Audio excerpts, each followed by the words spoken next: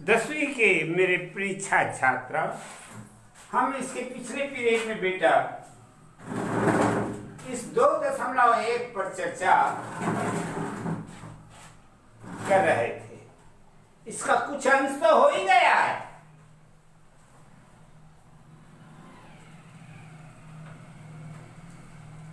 अपने उपाध्याय जी के द्वारा लिखित ये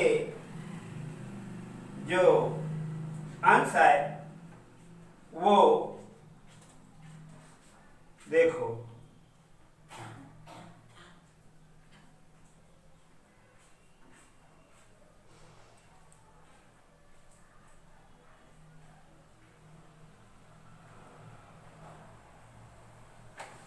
कहां पर आए देख रहे हो?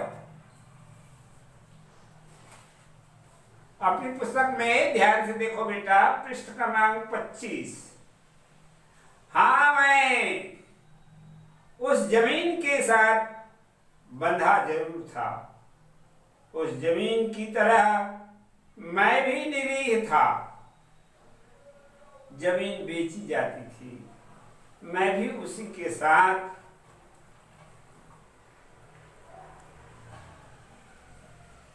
मैं जानवरों के बिक जाता था।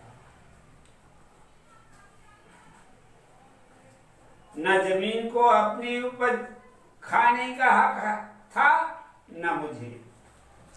प्राचीन काल से ही मेरी संज्ञा मेरी घर के मवेशियों की थी। प्राचीन ऋषि तक ने जानवरों की ही भांति मुझ पर दया करने की ताकीद की।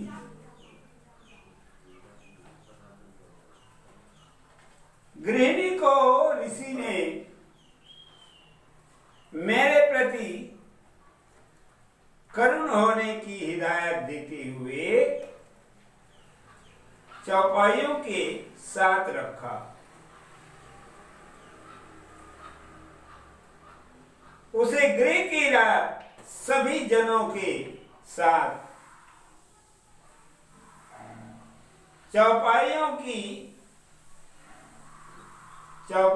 दोपाइयों की सामग्री होने का आशीर्वाद दिया। सामग्री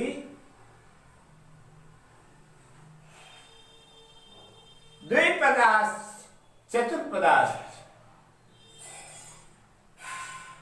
ये यहां तक के अपन इसी में आए बेटा।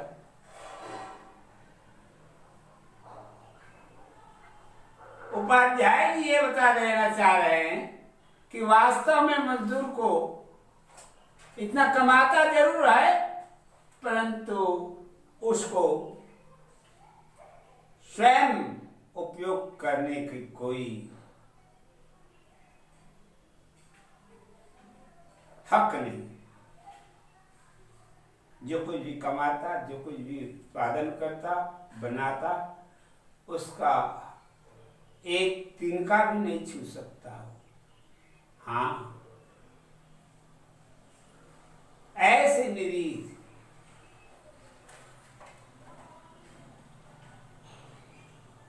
यहां तक कि ये मजदूर कि जिस तरह से कोई अपनी जमीन को बेच देता, उसी तरह से जब जमीन बिक जाता तो उस पर कार्य करने वाला मजदूर भी बिक जाता। ये स्थिति। जंगल काटकर मैंने गांव खड़े किए, कस्बे और नगर मैं भूमि के साथ बिकता रहा।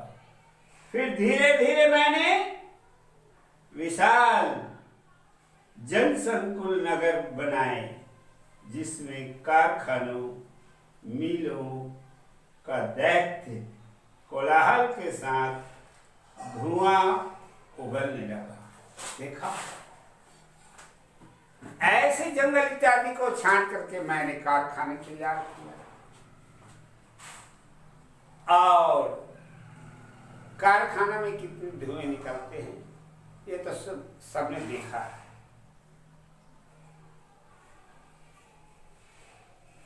उनकी चिमनियों को छाया में रात दिन मैं पसीना बहाता रहा।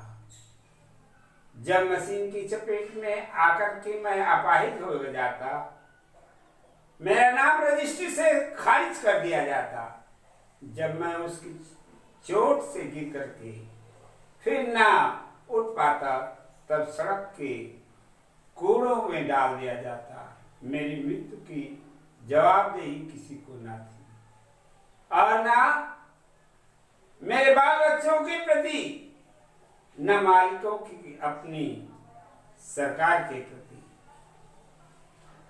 मॉन्टेक्यू और मिल लिखते ही रह गए। इस तरह से मजदूर निरीह जीव है, उसके प्रति इंसानियत नहीं मानव की। जानता जरूर है, परंतु दानवता है, मानवता नहीं। आगे देखो, मेरे बाल बच्चे, उनके न घर के थे न द्वार। मिल की दीवारों के आड़ में धुएं बादलों की घनी छाया और टाट फूट टीन से घिरी मेरी दुनिया, जिसमें ही सपरिवार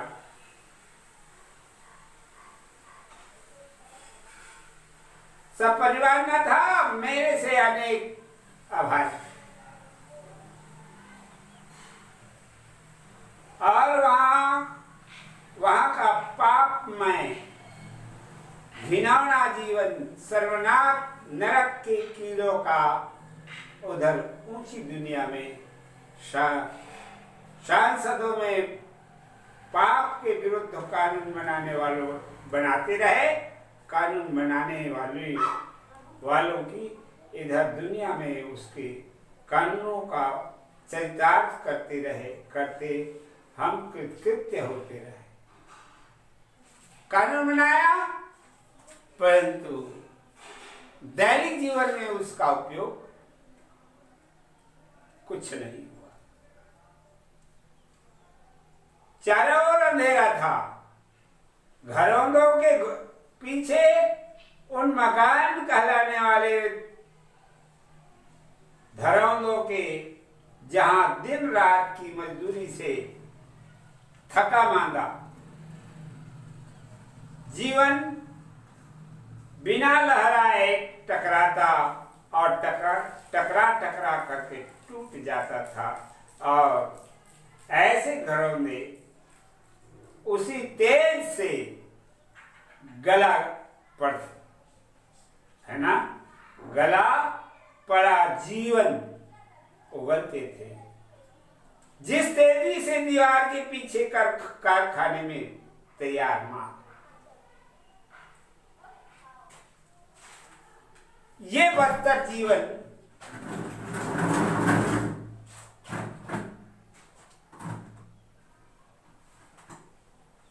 जीने के लिए मजदूर विवश थे। उसके साथ कोई न्याय नहीं, उसके साथ कोई हमदर्दी नहीं।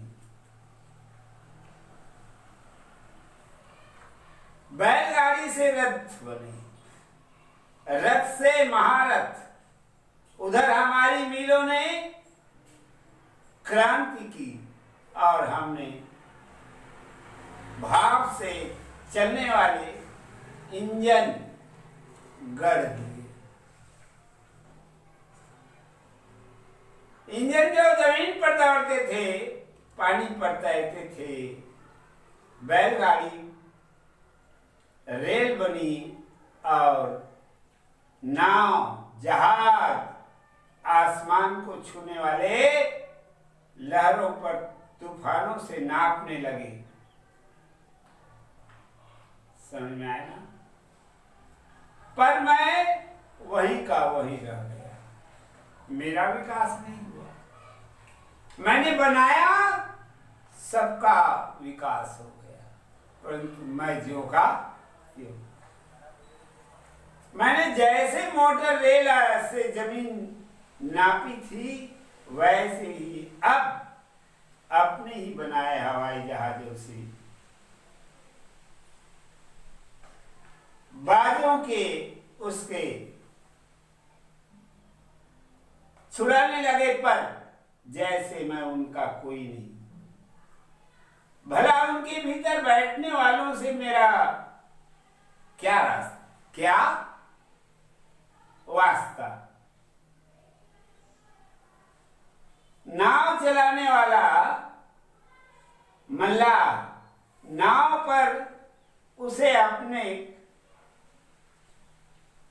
कह दिन भर बैठे लेता है। हलवाई अपनी हलवाई मिठाई को जब चख लेता है, पर मैं अपनी ही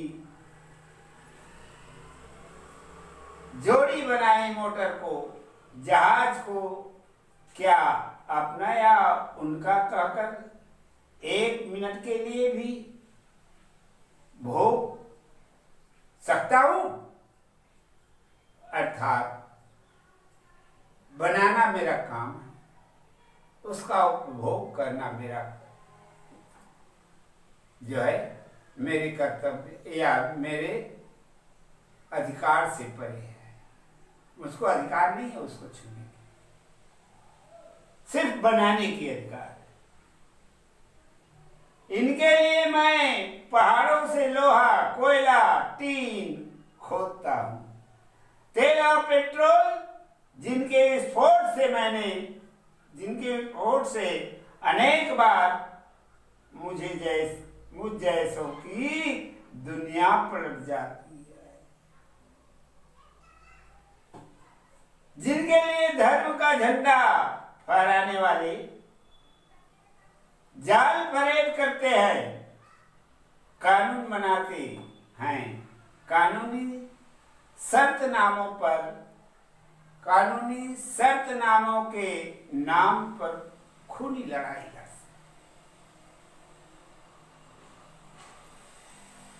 खूनी लड़ाइयां, इनके लिए भी मैं अपना खून पसीना एक करता हूं।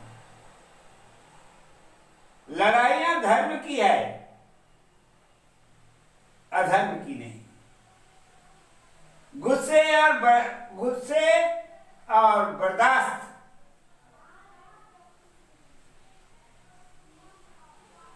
हक और नाहक की है, लड़ाई और अमन की है, दोनों को मिटा देने की भी है।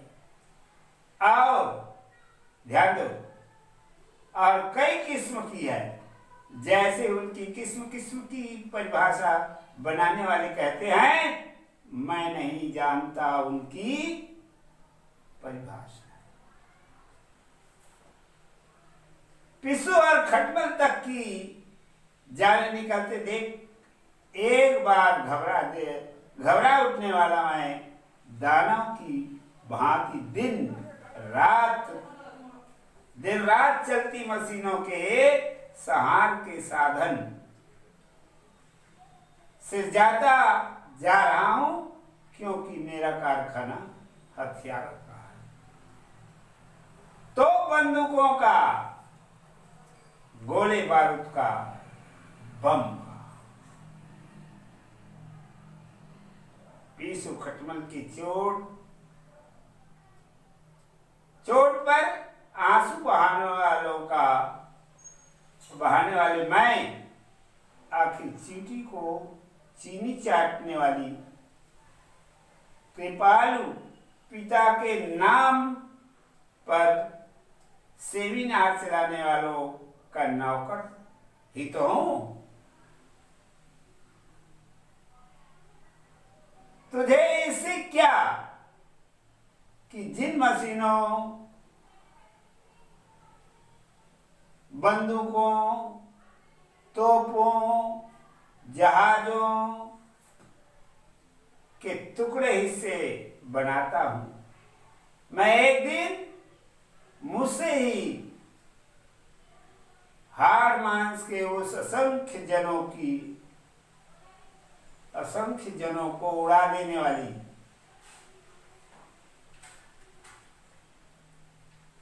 उड़ा देने देंगे। सच, इससे मुझे क्या? इससे मुझे क्या? मैं तो तेली का बैल हूं। मुझे कहीं भी ना तो मैं चलता ही जाऊंगा। उन्हीं मशीनों की तरह जिन्हें चलाने वालों के इशारे पर चलता है। सुंदर आसमान पर पुल बांधने वाला मैं अपनी कुबत आप नहीं जानता।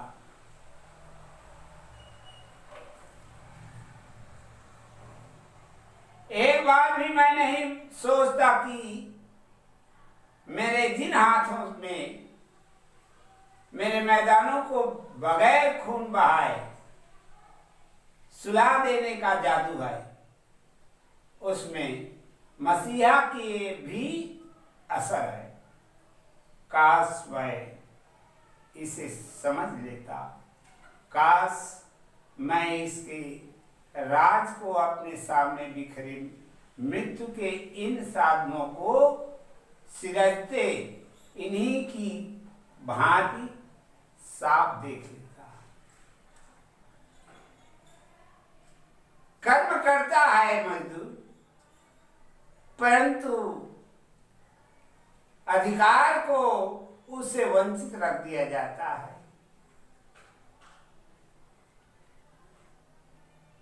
अंश में वह यही बता देना चाह रहा है कि मैं ऐसा निरीह प्राणी हूं कि मुझको बनाई हुई वस्तु का त्वरित उपभोग करने का अधिकार नहीं। संसार आसमान की छोरों तक फैला हुआ है। धरती का विस्तार क्षितिज के पार तक वैसा ही व्यापक है जैसा आसमान। रत्नाकर और सौंदर्य उतना ही अमित है जितना वसुंधरा का और उनके मंथन से शहरों में समृद्ध भरी है, परंतु वह मेरे लिए क्यों नहीं है? मैं पूछता हूं। मुझे कभी दानव की शक्ति भी मेरे इस मानव की मज्जा में, इन सिराओं में फौलाद के तारों की जकड़ थी, पर आज इतना निसत्य मैं क्यों हूं? इतना नगण्य, इतना नंगा क्यों? प्रश्न करता है कि इतना अथक मेहनत करने वाला, निर्माण करने वाला मुझको इतनी हे दृष्टि से क्यों देखा जा रहा? दुनिया में क्या नहीं, कौन सी चीज मैंने अपने हाथों से पैदा नहीं की? मेरे सहारे कारखाने अमित मात्रा में माल उगलते जा रहे हैं। मैं तृण से तार बनाता हूं, तिल से पहाड़, नगर को ढो सकने वाले जहाजों से लेकर सुई तक की कोई महान और अदनी चीज नहीं जो मेरे स्पर्श के जादू से जीवन धारण कर लेती हो, पर यह सब कुछ मेरे लिए क्यों नहीं? मैं इनमें से तिनका तक भी नहीं ले पाता। मैं भूखा और नंगा हूं, पर क्या ये मिले जिनमें मैं खाने पहनने का अपार सामान तैयार कर रहा हूं, मेरा पेट नहीं भर सकती, तन नहीं ढक सकती? इसका उत्तर भला कौन देगा? इन्हें जो बनाता है वह, या इनके लिए बनाता है, या जिनके लिए बनाता हूं वे। अंत में साहित्यकार ये प्रश्न करते हैं कि आजन्म मेहनत करने वाला मजदूर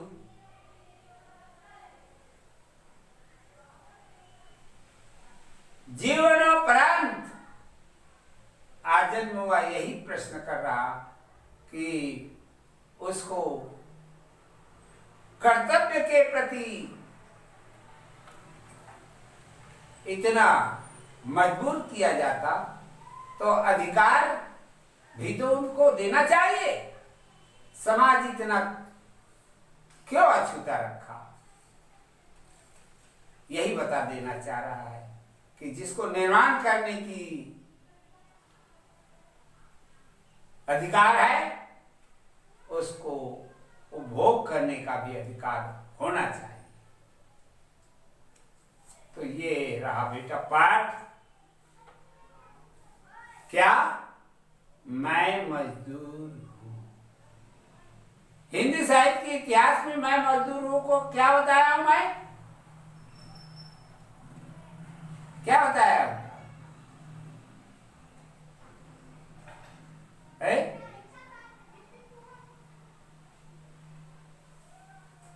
ये गद्य विधा है कि नहीं है? तो क्या कहते हैं इसको? गद्य विधा में क्या क्या ना जानते हो नाम? देखा, ध्यान से पढ़ो बेटा, बताता हूं उसको ध्यान से समझा करो। इसको आत्मकथा कहते हैं। एक आधा और आत्मकथा का मैं उदाहरण बताया था।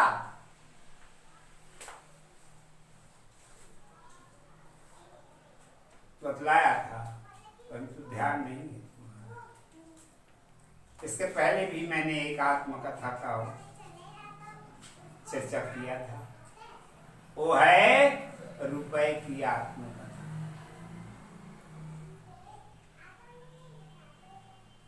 जैसे उपाध्याय जी ने आत्मकथा मजदूर का लिखा है, वैसे ही साहित्यकार ने रुपए की आत्मकथा लिखा।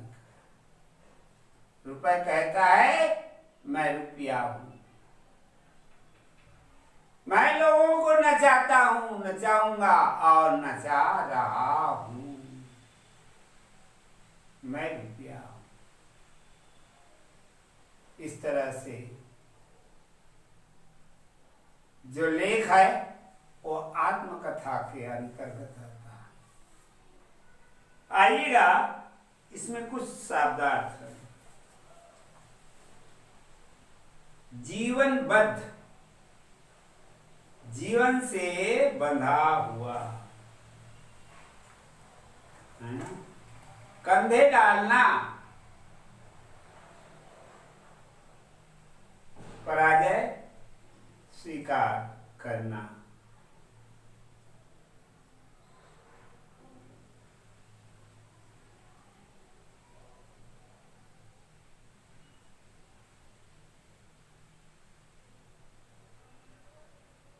अवलंबित, निर्भर, कृत होना, आभारी होना। कुबत, शक्ति का शक्ति या ताकत। बनेलापन जंगली, अलकस आलस, बुद्ध मूर्ति।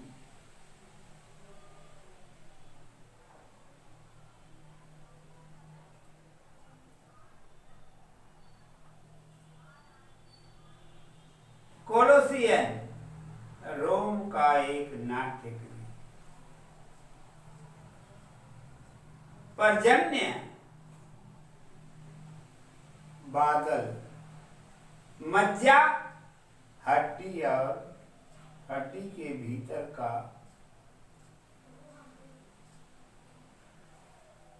का भाग।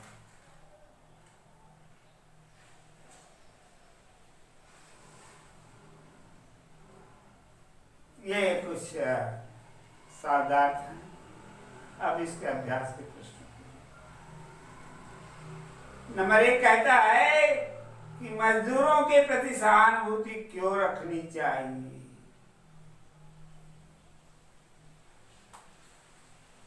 द्वितीय, मजदूरों के पारिवारिक जीवन का हाल कैसा होता है, पाठ के आधार पर लिखिए।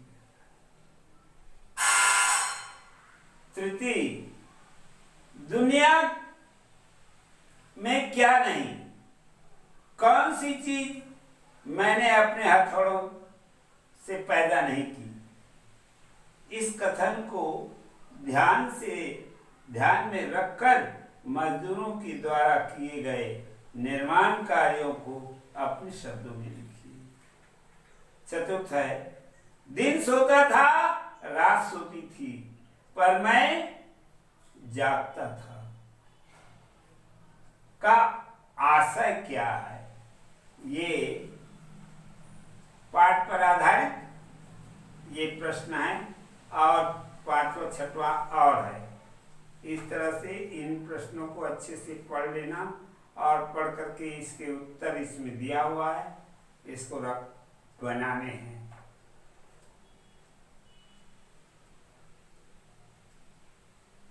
इसके बाद आएगा आगे प्रश्न भाषा के बारे में, इसको मैं समझाऊं। ठीक है, ठीक।